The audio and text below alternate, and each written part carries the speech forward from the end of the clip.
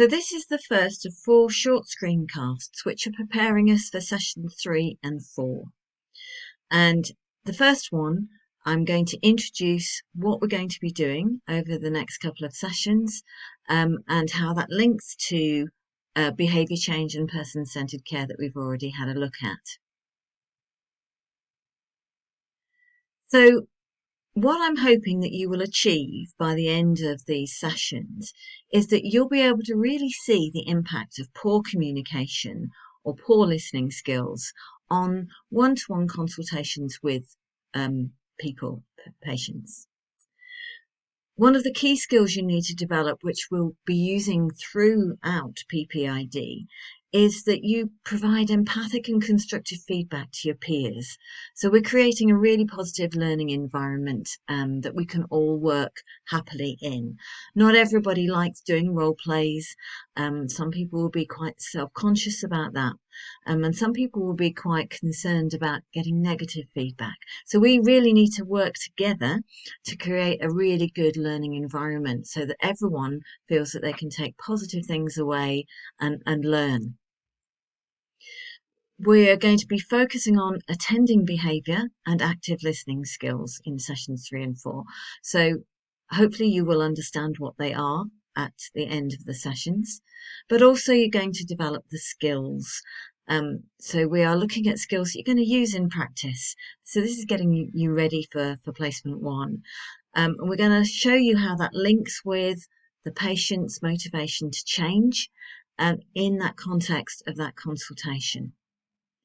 And at the end of the day, I'm hoping you're going to, have that idea, right? Let's reflect on what I've done. What did I do well? What areas do I still need to work on? Because we will all have areas to work on. I still have areas I'd like to work on. So I'm hoping that you'll be able to sit back at the end of it and think, right, okay, what's my next steps?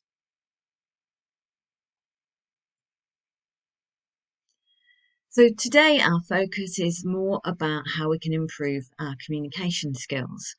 And we're going to start by looking at attending behaviour.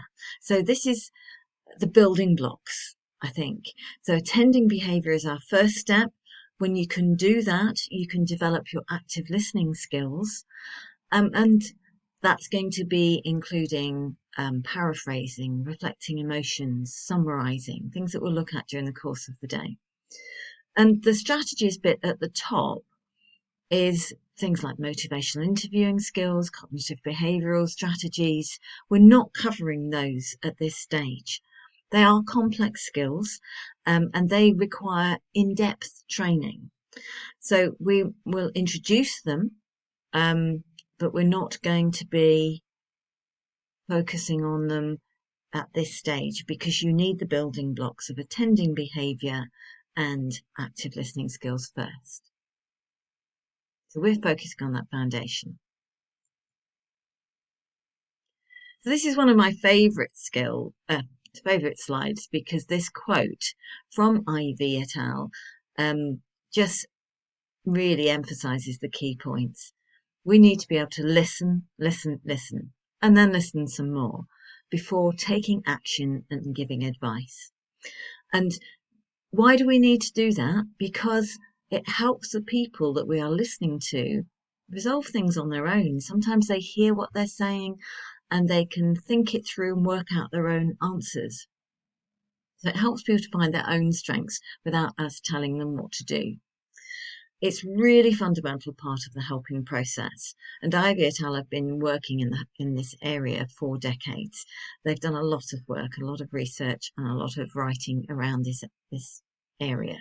So it's really fundamental to us being able to help people. It demonstrates empathy and it helps to develop your relationship with the patients. So really core things that we need to be able to do in order to be helpful to our patients and to support them to be able to make behaviour change. So that's our focus. How do we really listen? So over the day, we've got 2 workshop sessions, and we're going to start by looking at what attending behaviour is. We're going to look at what questions are. That might seem really obvious. but how that fits into our consultation about different types of questions and how we invite our patients to talk to us. We're going to talk about clarifying and encouraging people to talk, so something called minimal encourages.